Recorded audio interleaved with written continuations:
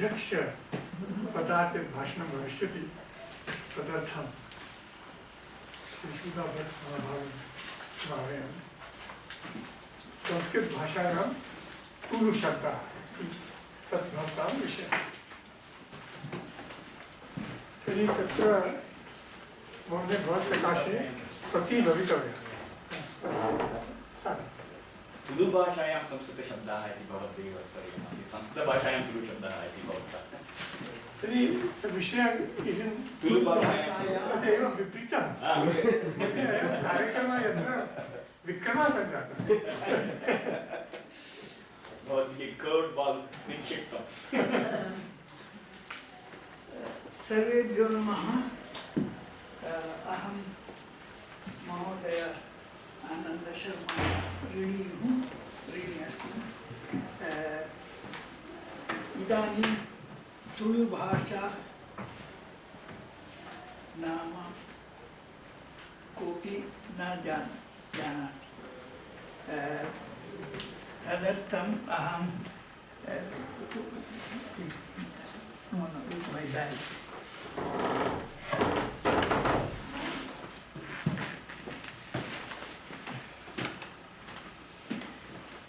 Tulu Bhashayaam, a grammar of Tulu,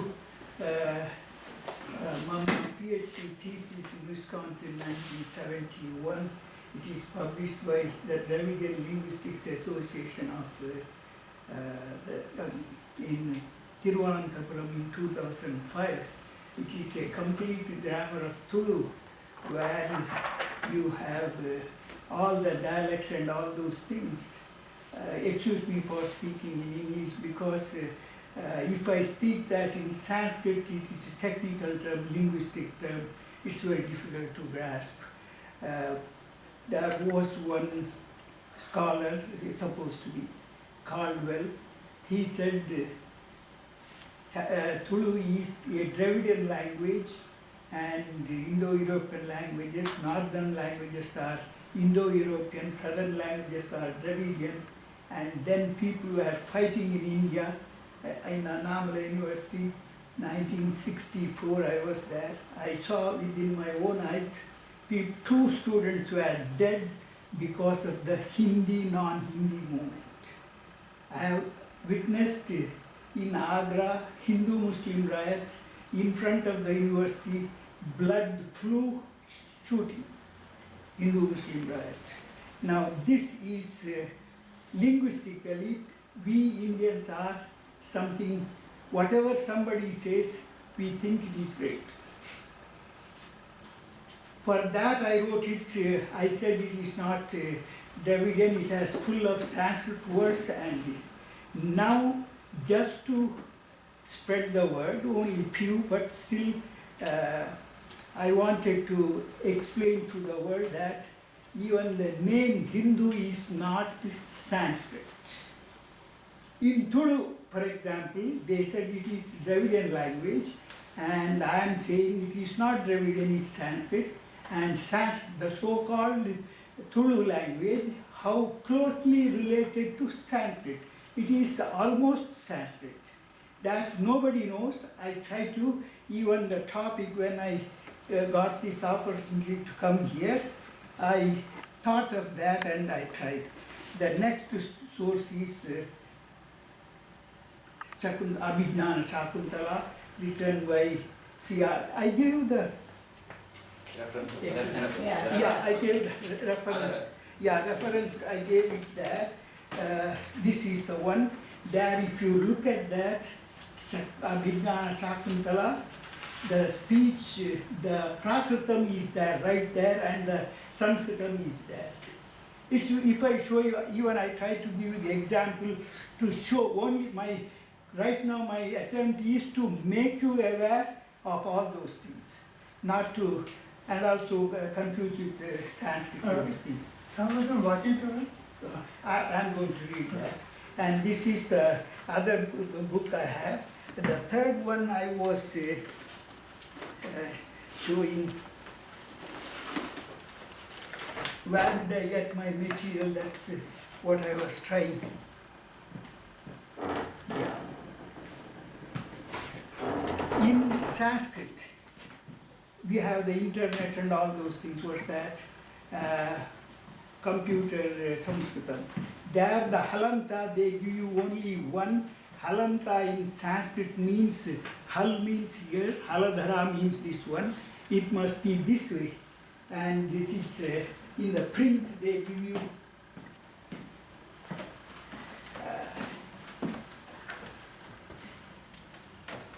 in the print only they give you in the computer and everything, but the hull is this way.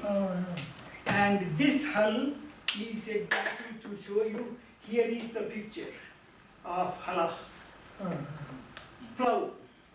Haladhara is for Balaram. Halayudha. Hal is this symbol, that is this one. In the print computer they use this one. That means our culture is decaying. That is what I wanted to show you and tell the world.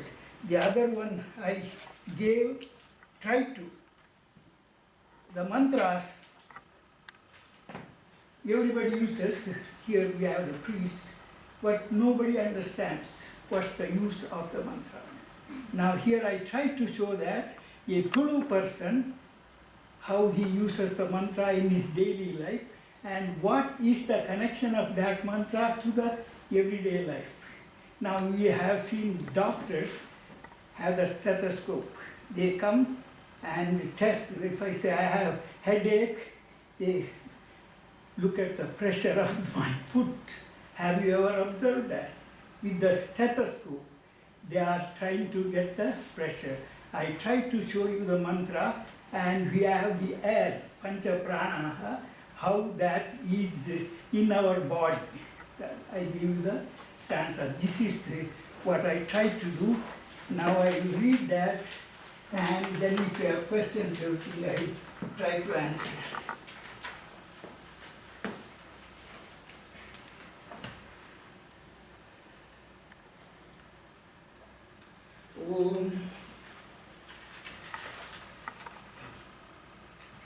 तुलु भाषायां संस्कृत शब्दाः इति विषयः।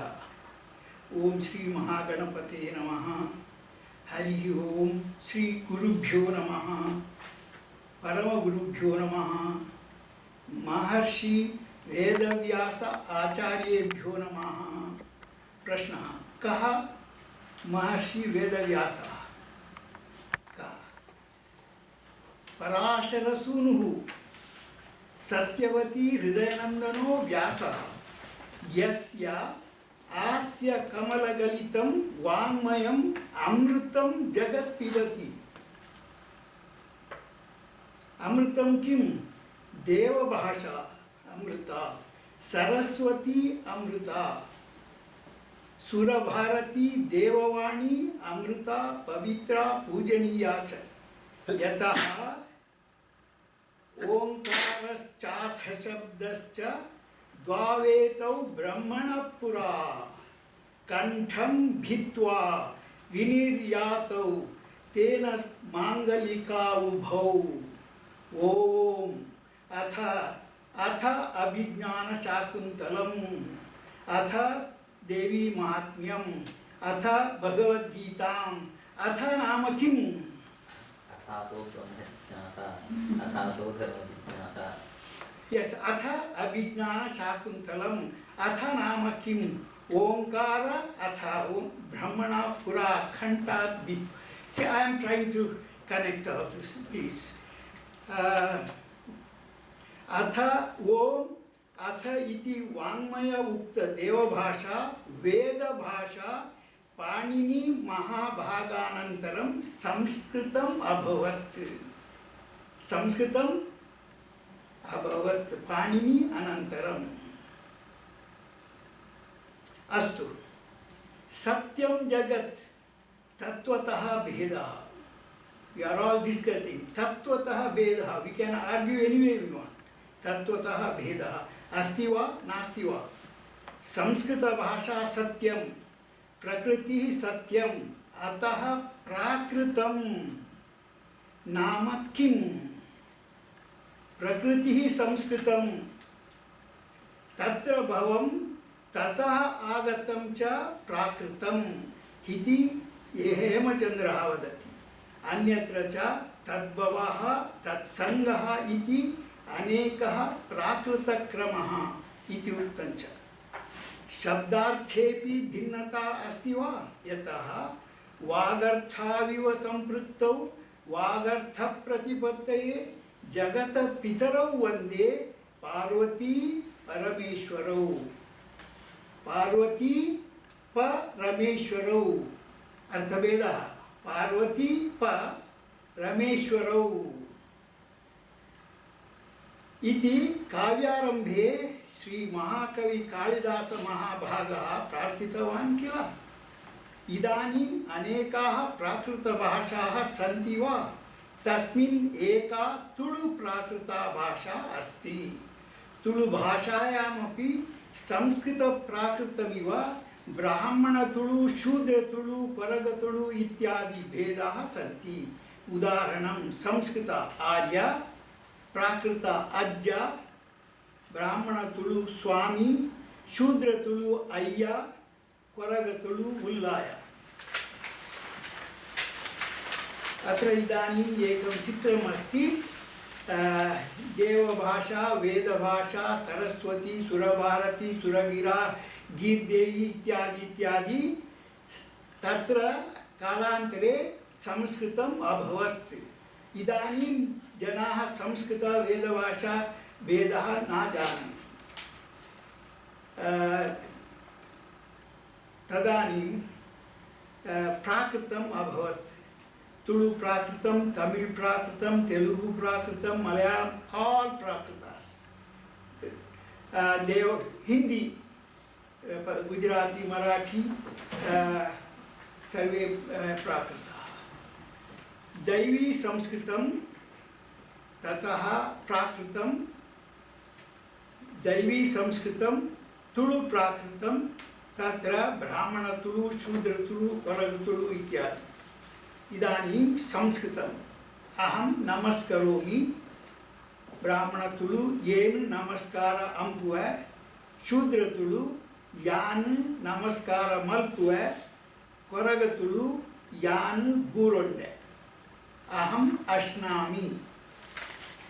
ब्राह्मणतुळु येन अशनांपुव, शूद्रतुळु यान वनस् मल्पुव, कोरगतुळु यान तिन्पे।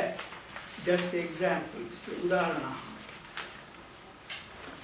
तत्र वैदिकभाषा, ततः संस्कृतं, प्राकृतम्।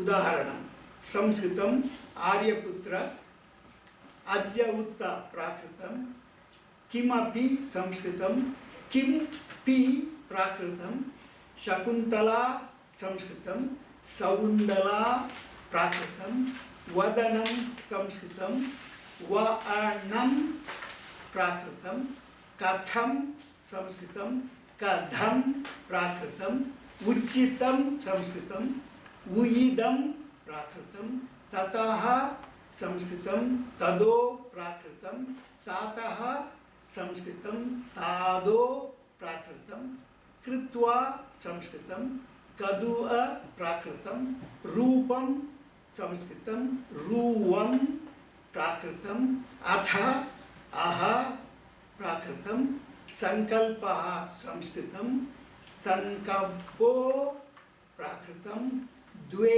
संस्कृतं, दुवे प्राकृतं, विज्ञापयितुं संस्कृतं, विण्णविदुं प्राकृतं, प्रमदाः संस्कृतं, पमदावो प्राकृतं, गमिष्यामि संस्कृतं, गमिष्यं प्राकृतं, वर्तमानस्य संस्कृतं, वर्तमानस्य प्राकृतम्। इदानीं तुळु भाषां, तुळु प्राकृतं पश्यामः।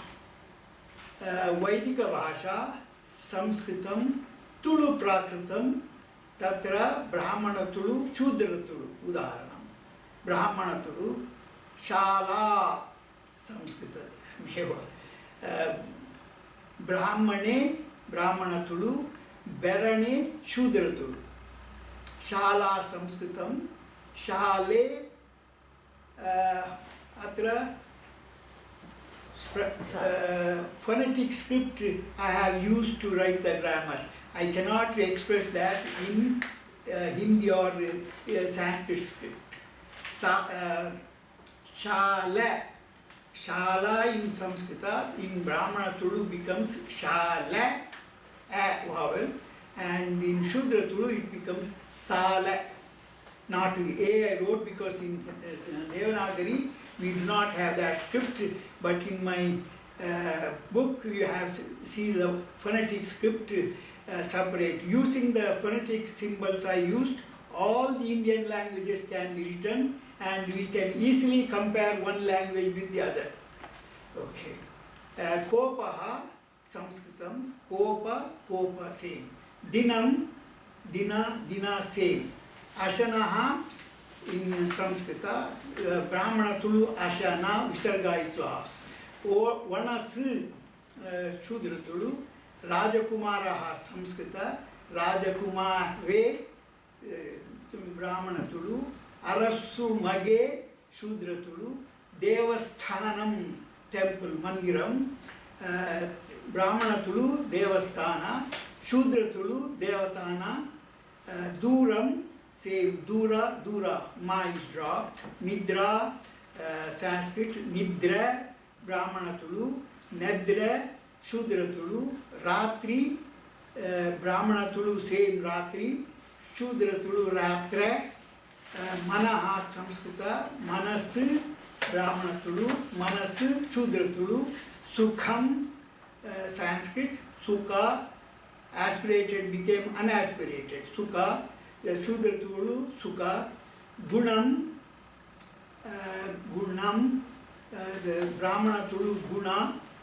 Shudra Tulu, Guna, Guna, Narayanaha, Narayane, Brahmin Tulu, Nane.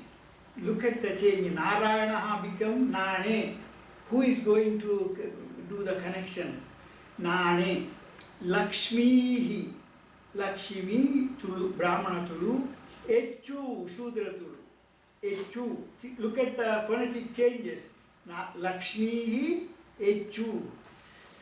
Matulani, Samskritam, Mami, Brahmana Tulu, Shudra Tulu, Mami.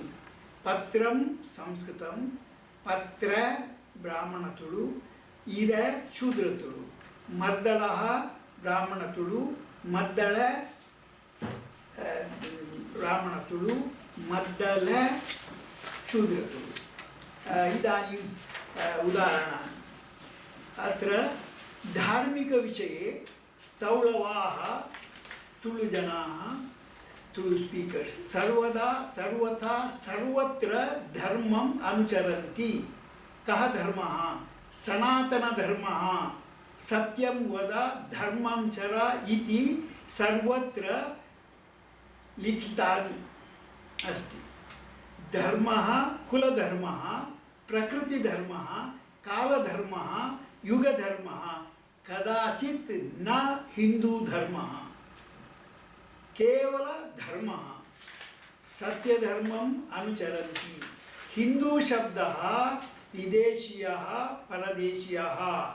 हीनार्थ हेयार्थ सूचकः यथार्थतः नास्तिकवादी इति तात्पर्यः साधारणतः तौलवाः मनुधर्मशास्त्रे उक्त नियमानि अनुसरन्ति आजन्मतः जननात् मरणपर्यन्तं 16 कर्माणि कुर्वन्ति अन्नप्राशन केशमुण्डन कर्णभेदन नामकरण उपनयन विवाह इत्यादि शपिंडी पर्यन्तं धर्माचरणं कुर्वन्ति तौलवाः आरोग्य विषयेपि संस्कृतस्य आयुर्वेदम् अनुचरन्ति शरीरम् आद्यं खलु धर्म साधनम् इति जनसाधारण विश्वासः वै अस्ति अस्य शरीरस्य पंच प्राणाः सन्ति खलु यतः हृदि प्राणो गुदे अपानः समानो नाभिसंस्थितः उदानः कंठदेशस्थो ध्यानः सर्वशरीरगः। एतत् श्लोकम् अनुसरति एकः प्राणाहुति भोजन मंत्रः। अमृतोपस्तरणमसि ओम प्राणाय स्वाहा हृदि प्राणो। Look at the shloka and the mantra. ओम अपानाय स्वाहा गुदे अपानः। ओम यानाय स्वाहा। ओम उदानाय स्वाहा। ओम समानाय स्वाहा। Now we have what is called Vyanaha, Sarva Shariragaha. The doctor hears the sound with the stethoscope everywhere. When I say I have stomachache, he looks at my head, all those. All the problems just now we see in the world, we forgot Sanskrit, we did not follow what is in Sanskrit. With respect to, just now we had about the Nari. I remember one shloka, I'll tell you, it is not here. ಸಂಸ್ಕೃತೇನ ಬರ್ತದೆ. ಸಂಸ್ಕೃತೇನ ಬರ್ತದೆ. Yeah.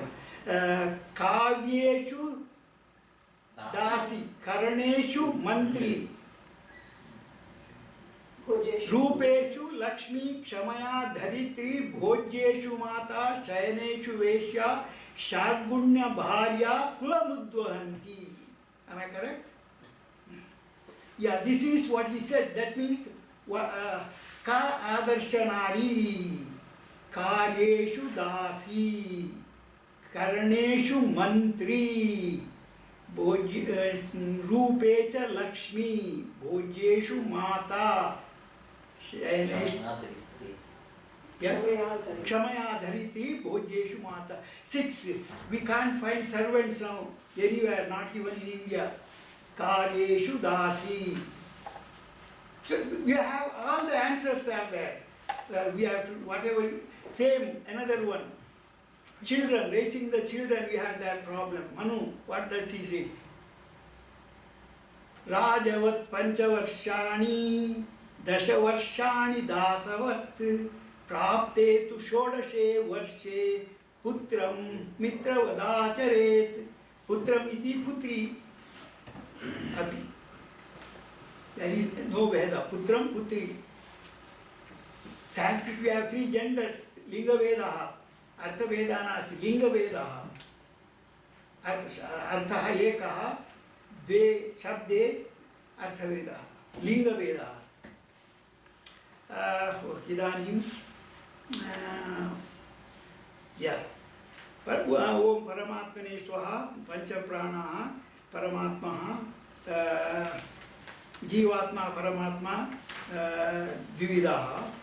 परमात्मने स्वाहा इति नित्यं भोजन पूर्वं पृष्ठ संख्या 6 वदन्ति तौलव ब्राह्मणाः. तुलुभाषायां बहु संस्कृत शब्दाः सन्ति, परन्तु सुलभता, सरलता, उदासीनता, त्वरिता, अज्ञानता, अश्लीलता, आदरता, हीनादि कारणवशात् संस्कृत शब्दाः भिन्नाः परिवर्तिताः अभवन्. These are all the reasons why we have different languages, dialects changed. मुख्याः परिवर्तनाः अधः लिखिताः. These are phonetic rules. अन्त्यध्वन्यः लुप्ताः भवन्ति. महाप्राणः अल्पप्राणः भवति. स्वरितः व्यञ्जनः अस्वरितः भवति. दीर्घाक्षरं ह्रस्वं भवति. संधि न भवति. संयुक्ताक्षरम् असंयुक्ताक्षरं भवति. तालव्य व्यञ्जनाः दन्त्य व्यञ्जनाः भवन्ति. एषाः भेदाः सार्वजनिक ग्राम्य भाषा प्रभावाः. धन्यवादाः. I will answer now the questions.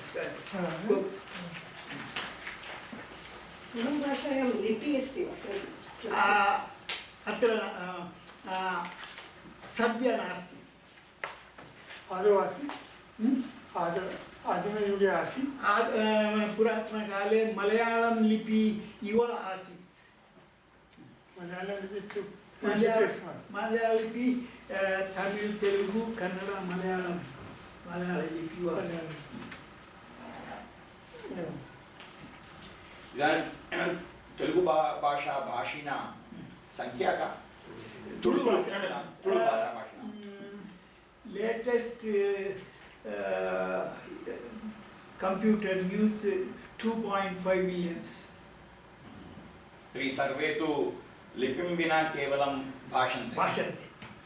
तर्हि तत्र यदि लिपिः तु इदानीं भारते तेलुगुभाषा पत्रिकाः सन्ति किल? तेलुगुभाषा क्षम्यतां तुळुभाषा तुळुभाषा पत्रिका नास्ति। न सन्ति। तर्हि तुळुभाषायां काव्यम् अथवा कथा ओरल् मौखिक साहित्यमस्ति। रामायण महाभारत अन्य विविधानि ग्रन्थानि परन्तु पुस्तकानि विहाय अथवा यदि एतादृश मुद्रणानि विहाय क्षयः तु बहु शीघ्रमेव जायमानः भवति। वेदकाले श्रुत्या आं तदा अङ्गीकरोमि तुळुभाषा श्रुत्या परन्तु अद्यत्वे सर्वत्र तु प्रकाशनकार्यं तु प्रचलति परन्तु प्रदर्शनार्थं किमपि आवश्यकं खलु नास्ति whatever the parents teach the neighbors and relatives परन्तु ओरल ट्रेडिशन मध्ये डिस्टॉर्शन अपि भविष्यति किल that is why we have variations in Tulu also we have variations regional variations we have geographical and also about the class Brahmana Shudra classic vertical languages and horizontal languages शूद्रजनाः अपि काव्यादिकं गायन्ति वा अथवा शूद्रापि ते अपि मौखिक प्रत्येकमस्ति मम एकः प्रश्नः अस्ति इदानीं द्राविडभाषासु अपि संस्कृतपदाः बहूनि सन्ति तत्र सन्ति तत्सति तेषां द्राविडभाषा इति नामः अस्ति भवान् किं प्रमाणम् अधिकृत्य तुळुभाषा द्राविडभाषा नास्ति इति वदन्ति केवलं संस्कृतपदानाम् अहं तुळुभाषी अहं संस्कृतं लिखितं 16 कर्माणि अनुसरामि संस्कृत तद् वास्तवतया कन्नड आन्ध्र तमिळदेशे मलयाळदेशे अपि कुर्वन्ति एव संस्कृत मन्त्राणि सर्वे 16 कर्माणि कन्नडलिप्या अस्ति परन्तु वयम् अनुसरामः वेदानुक्रमेण वेदम् अनुसरामः वयमपि वेदमेव अनुसरामः ज्ञातुमिच्छति यदि तमिळ् संस्कृत तमिळ् इति द्रविडियन् एरियन् भाषयोः भेदः तन्मूले किमस्ति one is people are lazy that's why they Lakshmi है अस्ति यच्चु नारायण अस्ति नाणी इदानीम् इव भाषा महोदय अस्माकं तिरुनेल्वेली डिस्ट्रिक्ट अस्ति तत्रापि एषः एव even Brahmin community मध्ये अपि लक्ष्मी एच्मि इति एषः एव फार्म् अस्ति तत्र न कोऽपि लक्ष्मी इति अङ्गीकरोमि परन्तु तत्तु केवलं वास्तविकजीवने प्राकृतभेदः तावदेव परन्तु तुळुभाषा अपि एकः प्राकृत भेदः इत्येव भाति न तु संस्कृत नान् द्रविडियन् लाङ्ग्वेज् इति अस्य परन्तु द्रविडियन् इत्यपि तद्विषये अद्य भवत्या स्थातव्यं सायङ्कालीन भोजनार्थं तत्काले तत् भवान् सर्वं स्पष्टीकरिष्यति यत् तमिळ् भाषायां तिरुकुरळ् अस्ति वा? अस्ति।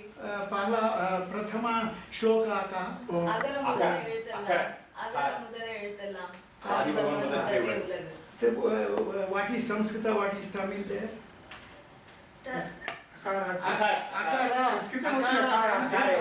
अगर मुदल एळुत्तल्लाम आदि Sanskrit.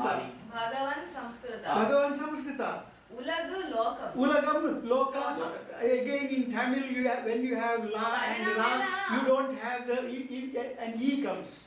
Ra and la, uloka, Sanskrit loka, uloka. You go after Samskrita, everything came from Sanskrit. No matter what. Russian came from Sanskrit, English came from Sanskrit, French came from Sanskrit. Now I give you an example. English sama asti va? Sama. Sanskrit sama asti va? Sama. शब्दः शब्द अस्ति. आङ्ग्लभाषायां same अस्ति वा? नाम अस्ति वा संस्कृतभाषायां? नेम. आङ्ग्लभाषायां 2 times there is vowel shift, great vowel shift they say. A became a, nama became name, and then afterwards a became wo, bana became bone. समस्त भाषाणां जननी संस्कृत. मम एको संशयः वर्तते यद्यपि काव्येषु अपि प्रायः द्राविडशिशुः इति तस्य नाम आदिशङ्करस्य नाम परन्तु कदा केन तद् प्रारब्धं तदहं न जाने परन्तु द्राविड इति पदस्य क्षेत्रसंज्ञा अथवा पदवीसंज्ञा इत्युक्ते द्राविड इत्युक्ते तद् क्षेत्रं सूचयति किम् अथवा अद्यत्वे तु केवलं क्षेत्रसंज्ञारूपेण एव तस्य प्रयोगः क्रियमाणः वर्तते तदहम् अङ्गीकरोमि किन्तु द्राविड इति पदस्य पुरातने प्राचीनकाले क्षेत्रस्य संज्ञा एव तत् सूच्यते किम् क्षेत्रस्य तर्हि द्रविड शब्दस्य संस्कृते मूलार्थः कः संस्कृते तत् द्रव्यवत् इति ततः द्रविड शब्दः आगच्छति द्रविडे उपजी इन हिंदी भक्ति कहाँ से आई द्रविड भाषा से परन्तु यतः मया तु अन्यस्मिन् प्रसङ्गे कुतश्चित् श्रुतं यत् द्रव्यविद् ततः द्राविड इति पदव्युत्पत्तिः इति मया श्रुतं तर्हि तत्र तु यदि तत् वयं पश्यामः तर्हि क्षेत्रस्य संज्ञा तु तत्र न वर्तते एव बिशप् कार्ड्वेल् पुरुषेण तथा उक्तं तत् भिन्न द्रव्यविद् तत्र न भवेत् द्रव्यविद्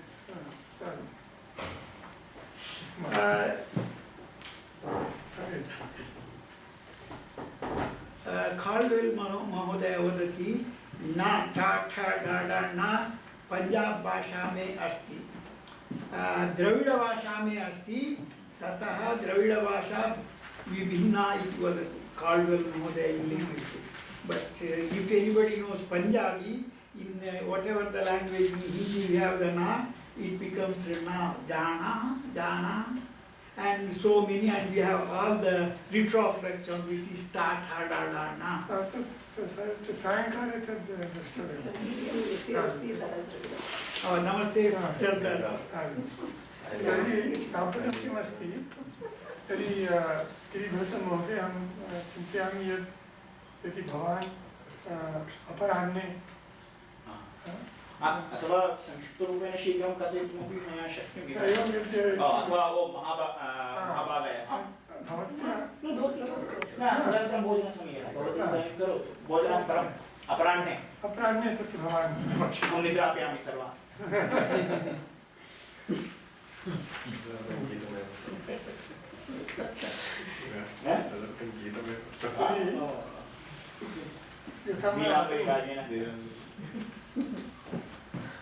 आदौ मया सूचितमासीत् किञ्चित् अत्र तु कार्यक्रमे सर्वविपर्ययः सर्वरूपेण विपर्ययः परिवर्तनं नित्यं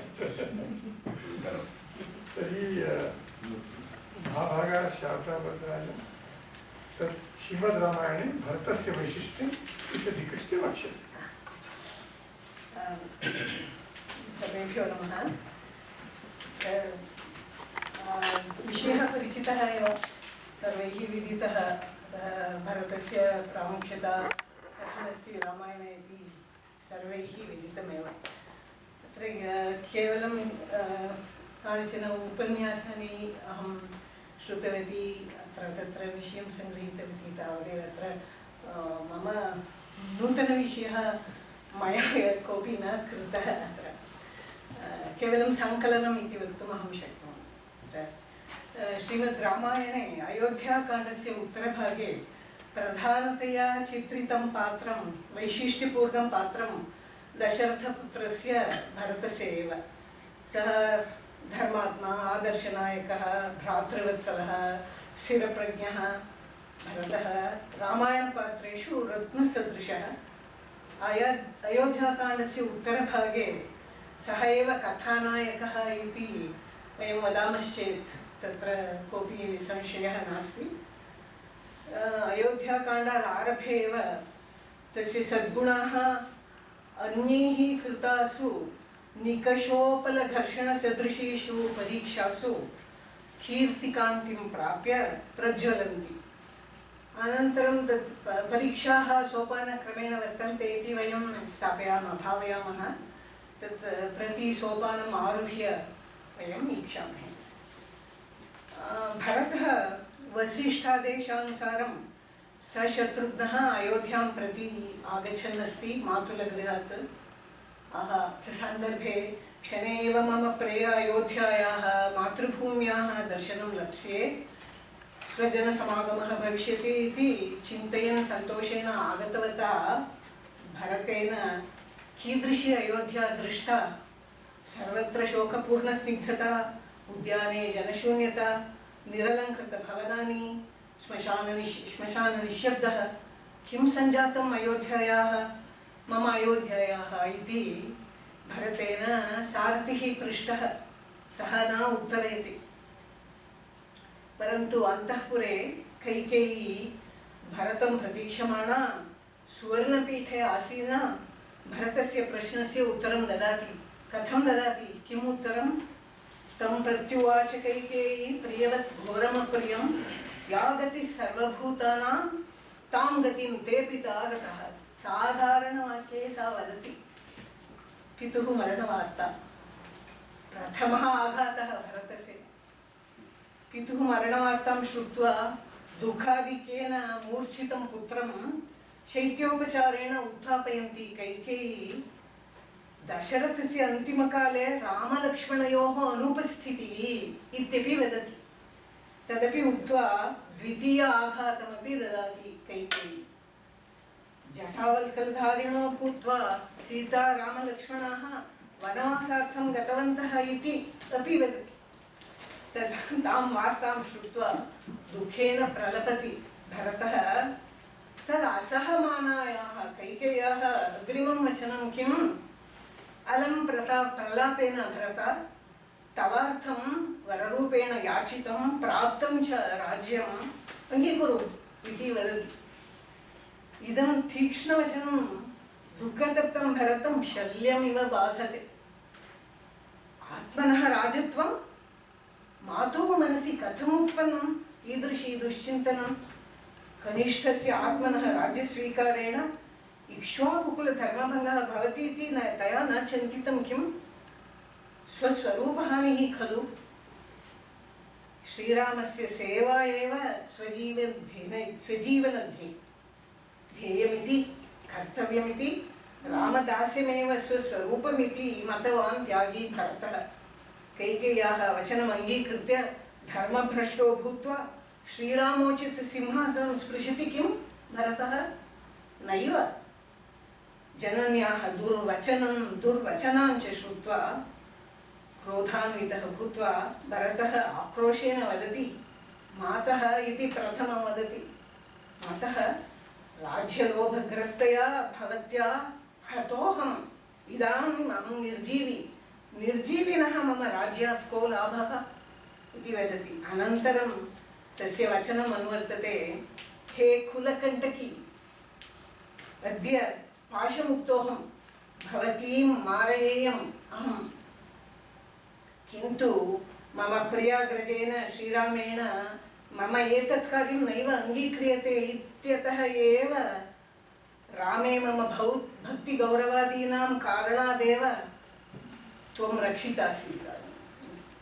तत्र दृश्यते भरतस्य संयमशीलता। रघुवंशतिलकः श्रीरामः सहनशीलतायाः उदाहरणम् इति सर्वे जानन्ति। उक्तिः लोकप्रसिद्धा एव, परन्तु भरतस्य सहनाशक्तिः अपारा, ततोपि अधिका। सः प्रियभाषी, विनयशीलः, स्थिरप्रज्ञः, त्यागी, दीर्घदर्शी, न्यायपक्षपाती च। एवं विविधगुणशीलस्य भरतस्य माता कैकेयी कथं नु क्रूरदर्शिनी अभवत्। एतत् लक्ष्मणस्य वाक्यं। भर्ता दशरथो यस्याः साधुश्च भरतसुतः कथं नु साम्बा कैकेयी तादृशी क्रूरदर्शिनी इति लक्ष्मणः वदति। अनन्तरं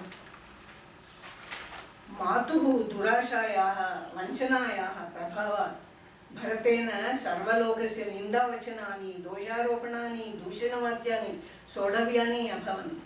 दुरदृष्टशालिनः कैकेयीसुतस्य भरतस्य सत्यसन्धतायाः निर्दोषित्वस्य विषये अन्यैः कृताः सत्त्वपरीक्षाः कियत्यः सर्वासुपि तासु परीक्षासु उत्तीर्णतां प्राप्तवान् भरतः। तस्य कीर्तिः आचन्द्रार्कं प्रकाशते एव। प्रथमं पश्यामः, दशरथस्य मरणवार्ताम् अनुक्त्वा वसिष्ठः भरतशत्रुघ्नौ उपायेन आनेतुं दूतं प्रेषयति। सन्देशेन सह। कः सन्देशः तत्र? श्रीश्च वृणुते नरव्याघ्र युज्यतां ते रथः इति वदति। एतत् श्रुत्वा भरतस्य मुखे विवर्णता वा विकारता वा दृश्यते चेत् तद्वदतु इति दूतः प्रेषितः दृष्ट्वा वदतु इति प्रायः सः एव अभिप्रायस्य। यदि तत्र विवर्णता विकारता दृश्यते, कैकेय्यां वञ्चनायां सः भरतः अपि भागी इति प्रायः तस्य अभिप्रायः। अनन्तरं कौसल्यायाः निन्दावाक्यं पश्यतु, शृणोतु। राज्यलोभिनः तवाभीष्टं वरव्याजेन तव माता पूरितवती। निष्कण्टकमिदं राज्यम् अनुभव। तव पिता दिवङ्गतः।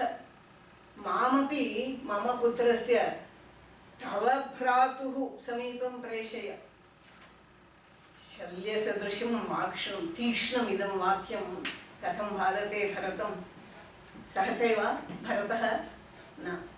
सः क्रन्दन् कौसल्याः पादयोः पतित्वा वदति, हे कृपामयी मातः, प्रियरामे मम भक्तिं प्रीतिं च ज्ञात्वापि त्वया वाक्यमिदं युज्यते किं? कृतापराधोऽहम् इति त्वया चिन्त्यते चेत् पञ्चमहापातकानामपि प्रभावः मयि पततु इति वदति। वाल्मीकि अनन्तरं भवति वाल्मीकिरामायणे दशरथस्य अन्तिमकाले दुःखतप्तहृदयेन दशरथेन कैकेयीम् उद्दिश्य एतदुच्यते। यस्ते मन्त्रकृतः पाणिः मया धृतः अपे तं त्यजामि, स्वयं चैव तव पुत्रं सह त्वया सपुत्रया नैव कर्तव्या सलिलक्रिया इति वदति दशरथः। परन्तु तथा न कृतं। वाल्मीकिना शास्त्रविरुद्धं कार्यं न अङ्गीकृतम्। अतः भरतेनैव पितुः अन्तिमसंस्कारः क्रियते। परन्तु कम्बरामायणे कम्बमहाकविः बहु भावुकः। सः भरतस्य तत्र कम्बरामायणे भरतस्य अधिक अपमानः वर्तते। वसिष्ठः शत्रुघ्नेनैव दशरथस्य अन्तिमसंस्कारादि कार्याणि कारितवान् इति कम्बरामायणे उक्तम्। पुनः वसिष्ठस्य परीक्षा वर्तते। सः दशरथस्य और्ध्वदैहिककार्यानन्तरं सः वदति, गतो दशरथः स्वर्गं यो नो गुरुतरः गुरुः रामं प्रव्राज्य वै ज्येष्ठं लक्ष्मणं च महाबलं त्वम् अद्य भव नो राजा राजपुत्र महायशः इति निन्दावाक्यं वदति। सभामध्ये पुनः अपमानः। तदापि विनयेन भरतः उत्तरयति, महागुरो धीमतः भवतः युक्तम् अवाच्यमिदं खलु वाक्यं दशरथपुत्रेण मया धर्मच्युतिः क्रियते किम् अपि रामसहोदरोऽहं राज्यापहारकः भवेयं राज्यञ्च अहञ्च रामस्य खलु धर्मं वक्तुमिह अर्हसि त्वं महापातकिन्याः कैकेय्याः पापकार्ये कथं खलु अहं भागी भवेयं वनं गत्वा रामम् अयोध्यां प्रतिनिवर्तयामि तस्य स्थाने स्थित्वा पितृवाक्यपरिपालनकार्यम् अहं पूरयिष्यामि एतद् व्रतं मम इति उक्त्वा बद्धकङ्कणः त्यक्तराजभोगः स्वविहितप्रायश्चित्तार्थं वनं प्रतिष्ठते भरतः अनन्तरं भवति गुहस्य परीक्षा गुहेन कृता अग्रिमपरीक्षा सुव्यक्ता सुस्पष्टा एव सः धैर्येण पृच्छति साक्षात् निष्कपटकर्मणः रामस्य विषये कामपि वञ्चनां न करोषि खलु भवतः महती सेना मे मनसि शङ्कां जनयति इति स्पष्टं पृच्छति गुहः भरतस्य उत्तरं दैन्येन आगच्छति दृष्टहीनस्य मम स्थितिं पश्यतु प्रियरामं पुनः आनेतुं मात्रा कृतस्य अपराधस्य प्रायश्चित्तार्थम् एव अहं वनं प्रस्थितोऽहम् इति उक्त्वा समाधानं ददाति भरतस्य वाक्यस्य सत्यांशं श्रुत्वा गुहः समाधानं प्राप्नोति भरतं प्रशंसति अपि धन्यस्त्वं न त्वया तुल्यं पश्यामि जगतीतले इति वाल्मीकिरामायणे तस्मिन् अर्थे एव कम्बरामायणे अपि अस्ति भरतस्य वैशिष्ट्यं गुहस्य प्रशंसावाक्ये दृश्यते आयिरं राम निन् केळ् आवरो तेरीन् अम्मा इति कम्बरामायणे गुहस्य प्रशंसावचनं तस्य अर्थः हे भरत रामसहस्रं तव तुल्यं भवति किं न जाने अग्रिमा परीक्षा वर्तते भरद्वाजमुनेः आश्रमे सः अपि पृच्छति अपापस्य रामस्य पापं कर्तुमिह नेच्छसि खलु इति साक्षात् पृच्छति भरतस्य समाधानवाक्ये तस्य विश्वासः न इतोपि न कृतः तेन पुनः परीक्षते सूक्ष्मरीत्या कथम् आतिथ्यसमये भरताय राजोचितासनं समर्पयति सः परन्तु भरतः किं करोति राजासनं रामं सम्भाव्य पुष्पव्यालव्यजनचामरादिभिः सम्पूज्य भक्त्या प्रणम्य स्वयं स्वचिवासने उपविशति अत्र मुनिः समाधानं प्राप्नोति तस्य कार्येण एव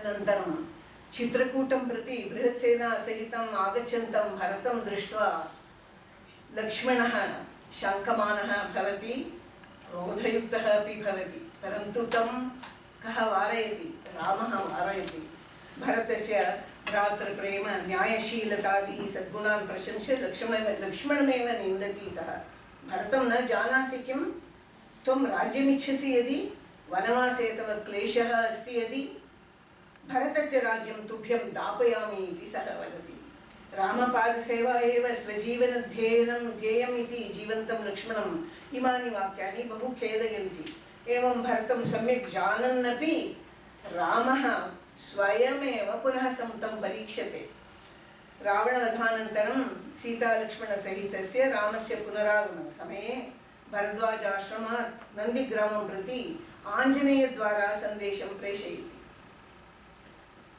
स्वागमनसन्देशं प्रेषयति तस्मिन् समये आञ्जनेयं कांश्चन सूक्ष्मविषयान् अपि वदति वाल्मीकिरामायणे 11 श्लोकाः वर्तन्ते युद्धकाण्डे तत् केवलं तेषां तात्पर्यमहं सूचयामि यत्र बहु समयः भवति कारणात् शत्रुसंहारं कृत्वा प्राप्तकीर्तेः मम आगमनं श्रुत्वा भरतस्य मुखे विकाराः दृश्यन्ते चेत् तस्य भाषणेन मुखवर्णेन प्रतिक्रियया च तस्य इङ्गितानि ज्ञात्वा मां निवेदय यतः 14 वर्षाणां राजभोगः तस्य मनः न वर्तयेत् सः राजार्थी चेत् स्वयं राजा भवेत् सः एव राजा भवेत् अहं पुनः वनं गमिष्यामि इति तस्य मुखभावं तत्सर्वं दृष्ट्वा मां निवेदय इति आञ्जनेयं सूचयति। भरतं न साक्षात् न पृच्छति, केवलं तावदेव संज्ञाभिः सर्वं ज्ञात्वा मां निवेदय इति रामः सूचयति। एषा अपि परीक्षा एव खलु। परन्तु जटावल्कलधारिणः भरतस्य व्यवहारादि सरलताः तस्य निस्पृहतामेव दर्शयन्ति। आञ्जनेयः सर्वं ज्ञात्वा सः समाधानं प्राप्नोति। तत्र एव स्थित्वा भरतस्य समीपमेव स्थित्वा एकं दिनं यावत् सर्वं वृत्तान्तं वदति सः। अतः भरतः प्रथमश्रेण्याम् उत्तीर्णो अभवत्। किमर्थम् इयं परीक्षा? श्रीरामेण भरतस्य स्वभावः सद्गुणातिशयाः सर्वे सम्पूर्णतया ज्ञाताः चेदपि लोकार्थं लोकतृप्त्यर्थं विश्वासार्थं भरतस्य निस्पृहतायाः सत्यसन्धतायाः समर्थनं दातव्यम् इति राजनीतिम् अनुसृत्य कृतमिदं कार्यं। सीतापरित्यागे अपि रामस्य स्वभावः दर्शितः खलु। लोकविश्वासार्थं प्रजाविश्वासार्थं तेन तत्कार्यमपि कृतं। भरतस्य वैशिष्ट्यस्य पूर्णदर्शनं पादुकाप्रसङ्गे एव दृश्यते। अत्र वाक्यमेकम् इदानीमेव मया दृष्टं। श्रीरामानुज इति कविना विरचितं। सः रामानुजः कः इति न ज्ञातं। विरचितात् रामायणसङ्ग्रहः इति बहु लघु चम्पूकाव्यमस्ति। तत्र तस्मात् उद्धृतम् एतत् केवलं बहुसङ्ग्रहेण मातुलस्य गृहात् भरतस्य आगमनात् आरभ्य चित्रकूट आगमनपर्यन्तम् एकमेव वाक्यमस्ति। तत्र बहु सम्यक् अस्ति इति कारणं। स च समाकर्ण्य सकलां प्रवृत्तिं संज्ञाविरहितः निपत्य सर्वं सहायाम् अवाप्य चिराय चेतनां विरम्य वसिष्ठाधिनिरोधेन कैकेयी मन्थरामारणात् विधाय और्ध्वदेहिकं दशरथाय प्रस्थाय निखिलपौरैः समम् उपेत्य चित्रकूटाचलम् अवनिजानेः शरणाम्बुजैवले निपपात भरतः। अत्र दृश्यते भरतस्य सम्पूर्णशरणागतिभावः। सम्पूर्णशरणागतिं सूचयति इदं वाक्यं तस्य। चित्रकूटे सञ्जाते अस्मिन् अद्भुतप्रसङ्गे श्रीरामभरतयोः परस्परसमागमः, वादविवादप्रसङ्गः, सूर्यचन्द्रयोः शुक्रबृहस्पतयोः समागमसदृशः वर्णनातीतः। भ्रात्रोः अनन्तरम् अन्ते पादुकाप्रदानात् अनन्तरं भ्रात्रोः अनिवार्यवियोगस्य दृश्यमिदं समीक्ष्य सर्वेपि वनौकसाः अश्रूणि अमुञ्चन् इति वाल्मीकिवाक्यं। वनवासं त्यक्त्वा रामेण अयोध्यागमनं कारयितुं भरतेन कृताः सर्वे प्रयत्नाः निष्फलाः एव अभवन्। परन्तु सर्वे प्रयत्नाः धर्मसूक्ष्मयुक्ताः एव। भरतस्य पक्षे वादः कः? कैकेय्याः वरव्याजेन प्राप्तखेदेन दशरथेन मोहात् अपकीर्तियुक्तोऽयम् आदेशः दत्तः। रामस्य वनवास्य गमनं, भरतस्य राज्यपरिपालनं, राज्याभिषेकः। पितृवाक्यानुसारं मया प्राप्तं राज्यम् इदानीं रामाय मयैव इदानीं दीयते चेत् कः आक्षेपः? मया प्राप्तं राज्यम् इदानीं दास्यामि रामाय, तत्र कः आक्षेपः? मम अनुपस्थितौ पातकिन्या कैकेय्या कृत अनर्थस्य भागी कथम् अहं भवेयम्? गृहस्थाश्रमधर्मपालनम् अकृत्वा रामेण वानप्रस्थाश्रमस्य परिपालनं कथं स्वीक्रियेत? तदपि धर्मविरुद्धकार्यं खलु। यदि पितृवचनभङ्गः त्वया न अङ्गीक्रियते तर्हि अत्र वने स्थित्वा एव कोसलदेशपरिपालनं कुरु। अहमपि लक्ष्मणेन सह अत्र एव वसामि, वनवासं करिष्यामि, रामपादसेवां करोमि इति भरतस्य वादः। भरतस्य सर्वेष्वपि वाक्येषु तस्य मनोधार्ढ्यं, धर्मबद्धता, हृत्पूर्वकप्रीतिः, भक्तिभावः, त्यागमनोभावः इत्यादयः गुणाः दृश्यन्ते। भरतस्य वादः चातुर्ययुक्तः चेत् रामस्य समवाक्यानि उत्तराणि समाधानयुक्तानि न्यायबद्धानि अपि तच्चतुरतराणि अपि। श्रीरामस्य प्रत्युत्तरं किं भवति? मनुष्यः स्वतन्त्रजीवी न भवति। सुखदुःखानि संयोगवियोगादयः विधिविहिताः। धर्माचरणमेव मनुष्याणां श्रेष्ठं कर्तव्यं। दिवङ्गतस्य पितुः दशरथस्य ऋणविमोचनस्य दायित्वं पुत्राणां खलु भवति। दशरथस्य न्यायादेशः उचितः एव। भरतः त्वं नराणां राजा, रामः अहं वन्यजीवीनां राजा भवामि। तव धर्मः नगरप्रजापरिपालनं, मम धर्मः वनप्रजापरिपालनं। तव श्वेतछत्रं, मम वृक्षाणां छत्रम् इति वदति रामः। एतत् सर्वं श्रुत्वा दृष्ट्वा एव पूज्यः सर्वज्ञः वसिष्ठः श्रीरामभरतयोः शुद्धान्तःकरणं ज्ञात्वा सम्यक् विचिन्त्य समस्यापरिहारं सूचितवान्। रामः धर्मविरुद्धकार्यं नैव अङ्गीकरोति। त्वं तु रामं विना अयोध्यां न प्रविशसि, सिंहासनारोहणं न करिष्यसि। अतः रामपादुके स्वीकुरु। रामप्रतिनिधित्वेन ते सिंहासने संस्थाप्य न्यासरूपेण रामागमनपर्यन्तं कोसलदेशपरिपालनं कुरु। भवतोः द्वयोः अपि व्रतपरिपालनं सिद्ध्यति इति समस्यापरिहारः कृतः वसिष्ठेन। तत्र वेदान्तदेशिकाचार्यस्य पादुकासहस्रमिति स्तुतिकाव्यमस्ति। तत्र एषः प्रसङ्गः अद्भुतरीत्या वर्णितोऽस्ति। पादुकापट्टाभिषेकतीर्थप्रवाहः नदीद्वारा समुद्रं प्राप्य समुद्रराजस्य कीर्तिमेव उदनयत्। तस्य प्रभावादेव सेतुबन्धनसमये सर्वे शिलाखण्डाः प्लवमानाः श्रीरामस्य कार्ये साहाय्यम् अकुर्वन् इति प्रशंसा कृता अस्ति। पादुकाप्रधानप्रभावः। एवं पादुकादेवी भरतस्य अपवादं निवारयन्ती कीर्तिम् उन्नीतवती। पादुकादेवी इति तस्य पादुकायाः प्रशंसा अस्ति। तत्र भरतः रामस्य अयोध्यागमनानन्तरं तस्य सुरक्षिते सम्पूजिते पादुके रामाय प्रत्यर्प्य अनयोः अनुग्रहबलात् अद्यपर्यन्तं कृतं राज्यभारं पादुके च कृपया स्वीकुरु इति उक्त्वा तस्मै समर्पितवान्। केचन विमर्शकाः लक्ष्मणभरतयोः गुणतोलनं कृत्वा भरतः विशिष्टतरः इति वदन्ति। लक्ष्मणः रामस्य परमभक्तः, निस्वार्थसेवातत्परः, सर्वेषु गुणेषु भरतसदृशः एव। परन्तु रामानुसरणे सः स्वतन्त्रतया वर्तते, आग्रहेण वर्तितवान्, सर्वदा सर्वत्र रामम् अनुसृतवान्। इदं तस्य स्वातन्त्र्यभावस्य वैशिष्ट्यम्। भरतस्तु रामस्य चित्तम् अनुसृत्य सर्वाणि कार्याणि कृतवान्। नितान्तं वियोगदुःखमपि सोढ्वा रामस्य आज्ञापरिपालनार्थं चित्रकूटात् नन्दिग्रामं निर्गतवान् एव। रामपट्टाभिषेकानन्तरं रामः लक्ष्मणं यौवराज्यपदे नियोक्तुं प्रयत्नं कृतवान्, उद्दिष्टवान्। परन्तु रामसेवापरेण लक्ष्मणेन तत् निराकृतं। सः तत् न अङ्गीकृतवान्। परन्तु भरतः किं कृतवान्? सः रामाधीनः, सर्वदा रामस्य दासः, सः परतन्त्रः। अतः भरतः रामस्य आदेशानुसारं युवराज्यपदम् अङ्गीकृत्य एव राज्यं कृतवान्। अत्र तस्य पारतन्त्र्यगुणं निरूप्यते।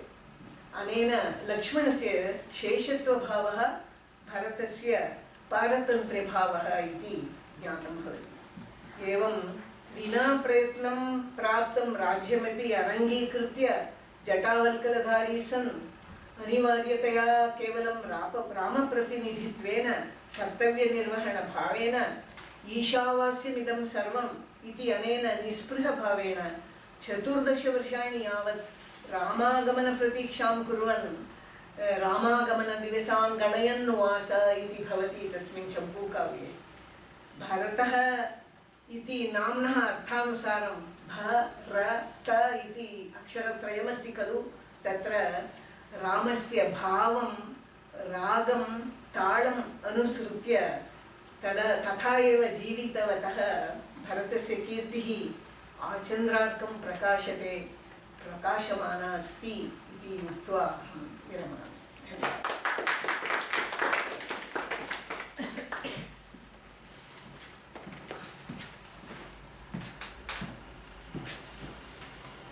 कंदरामायण इति तमिळ् ग्रन्थो